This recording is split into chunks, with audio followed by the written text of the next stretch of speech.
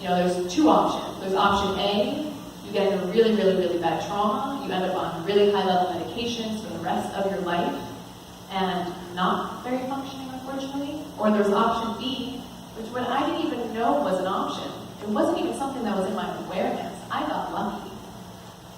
I got lucky that I found someone who told me that there's an option B for people like you with traumatic brain injury, handicapped for a long, long time.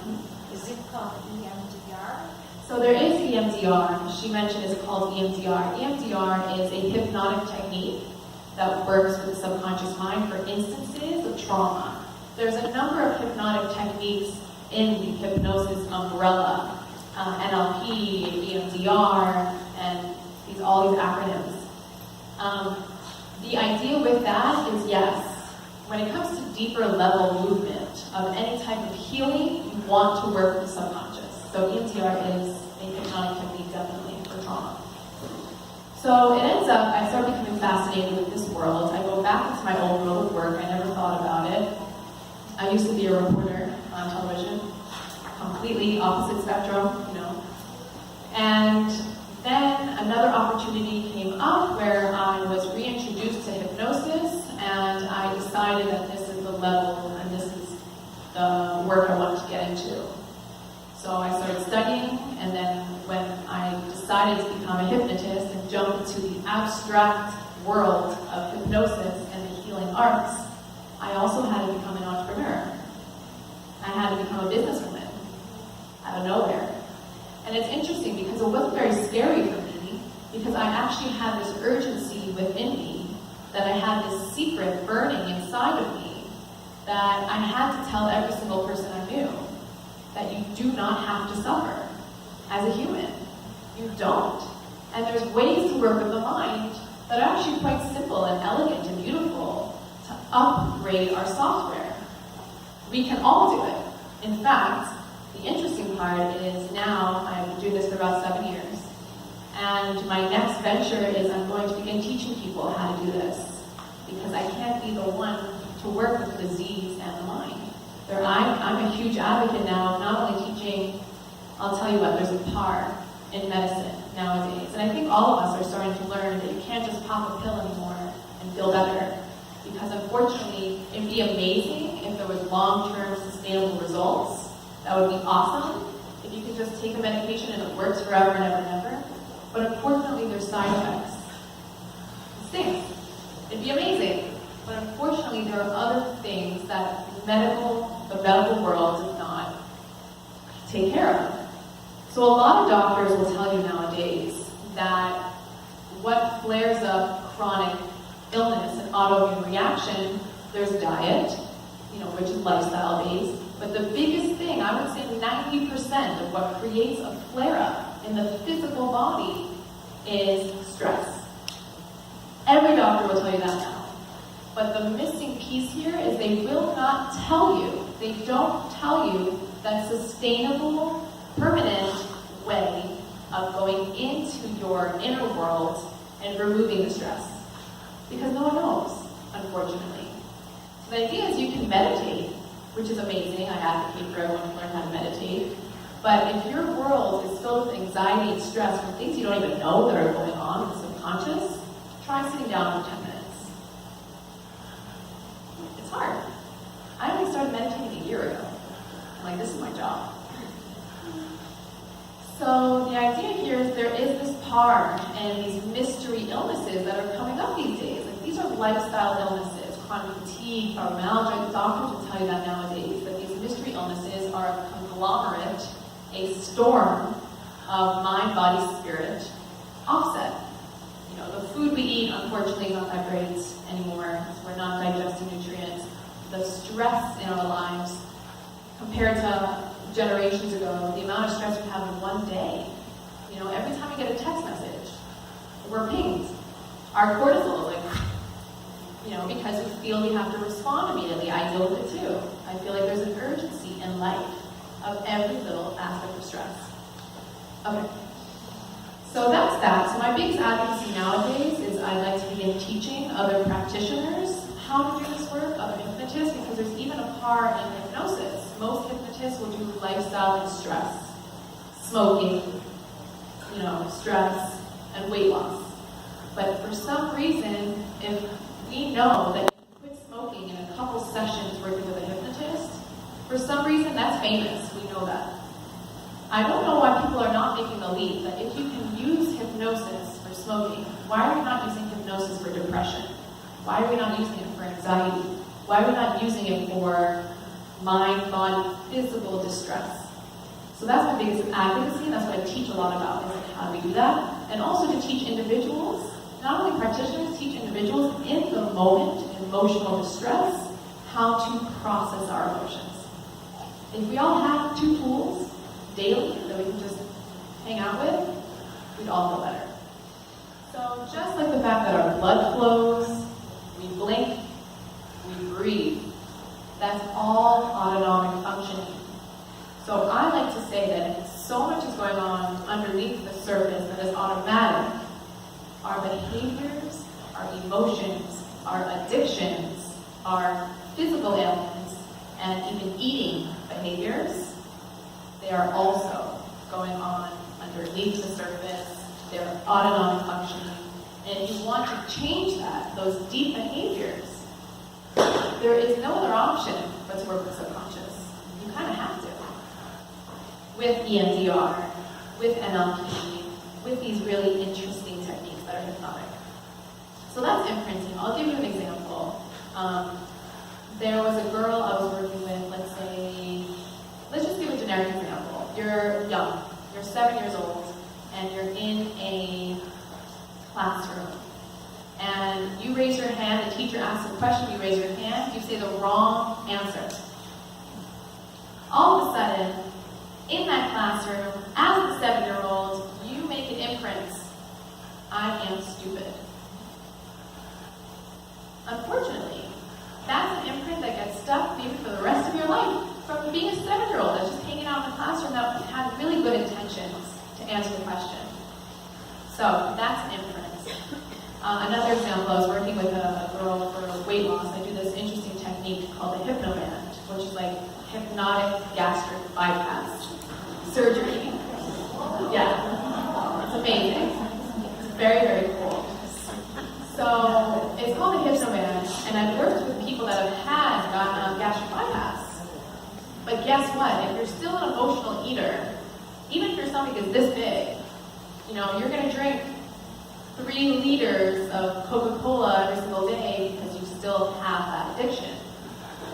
Sorry to tell you. So I work with a number of people that have had the physical gastric bypass, that I still work with them with the mind. So I was doing the Hypnoband with a client of mine, and we're doing the emotional eating part. And she had a memory come up that to her looked normal, looked easy. It was like, why am I bothering? What is stupid? So I was like, all right, let's go into the undertone of what is happening in this memory. Let's see what's happening. And what ended up happening is when she felt into it a little deeper, she said, I'm eating this little pasta. I'm maybe 4 years old, by myself, and my mom's on the phone, and I feel abandoned. I feel just lonely. So for her, because in reality it's a memory, she's just eating. There's nothing to it. But the subconscious picked up the tone that her mom's not there. So simply what did we do? We went into that memory that's very benign, very normal, and we just gave her a little bit of support. We gave her a little bit of love, a little bit of acceptance, and guess what? With that, just that simple memory healed and quiet, she was able to really begin giving up emotional eating because she didn't use food as her comfort. Make sense? Okay. I'll give you another interesting example, then I'll go on to imagination, which is my favorite I word. There's a girl I was working with. She had a really obscure, weird disease, okay? Her blood pooled at her feet. Blood pooled at her feet. And she's been to every single doctor, and by the way, most of the times when people actually come to see me, by the time they come to see me, they have seen every single doctor in the book. By the time someone comes to see a hypnotist, we're the last resort. Believe me. No one thinks of us first. I get it. It's There was a girl that came to me. She had blood that pooled at her feet, and it was a very weird thing. There's really nothing for her to do, you know. So we did a couple sessions, and what ended up coming out through conversation actually is she was about to get married, right? Nervous, really worried. And I asked her, I'm like, do you have cold feet? She's like, oh my God, I think I do. So what did we do? We worked on the fact that she was really nervous to get married, had this big emotional blockage, a mental blockage to get married. And guess what? Her feet started flowing again. It's not a joke. Her feet started flowing again. She was creating a physical symptom around her emotional blockage. It's crazy. It's crazy, I know. But that's the type of thing that the power of our mind does, and that's called AKA cold feet. Okay, so that's imprinting. Imagination. This is my favorite I word, and this is the key word to the work I do. So when we're little, we have an amazing coping resource. We dance, we sing, we paint, we create. We have this way of hanging out, like expression. We express our inner world. As adults, we forget that this is part of us. So a lot of what I do is through the imagination, we go into what I call regression therapy, not what is called regression therapy. Through the use of imagination and visualization, we go into memories that are compiled over time that create the ailments that you have today. So for example, if it's anxiety, you weren't born anxious, most likely. There could be something that happens in the fetus or something where you feel slightly unsafe, but not a full-blown anxiety. So what happens, the subconscious mind over time compiles these memories that say, okay, instead of me thinking and functioning every single time something happens, I have to have a new idea of what this is. It's a file folder. This is my file folder for anxiety. So anytime a new stimulus comes in that says, okay, last time this checked this box, it went to the file folder of anxiety, now it's going to go to the file folder of anxiety. It's autonomic functioning. So what happens when you do regression therapy? On purpose, you access that file folder through the beauty of your imagination. So a lot of people will ask me, is this scary? You know, can this work be scary? If you're going into things, trauma, for example. And I will tell you that sometimes traumatic things come up, all the time, not sometimes, they do happen. But the idea is you're in a state of mind where you feel like you're a little birdie watching a movie. You're not reliving, you're reviewing at a distance, and you're effectively detached. You know, you're viewing it from the viewpoint of a movie. Okay? So you go into the memory, you go into the regression, you go into that memory, and the beginning, the seed, the origin of where it all began, you effectively clean up. You clear it out. And then that memory, and let's say 3, 4, 5 other memories that are the seed, the beginning of that file folder, are cleaned up, gone. Okay? Let's not say gone, neutralized, better word. Then the new stimulus that comes in life is not going to immediately go to that file folder. It might go to a file folder of something that, okay, we have a decision to be made now. There's more space, more breathing room. It's not autonomic functioning like brushing our teeth. It's not autonomic functioning like breathing. We have a decision now. Maybe this stimulus does not have to make us nervous. So that's imagination. Through the use of imagination, we go into these instances and we allow them to have more light and more clearing in the seed. Okay?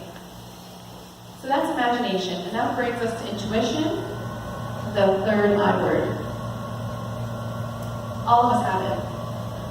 And especially as women, we are, when we decide to ignore our intuition, we get in trouble. Right? It's annoying.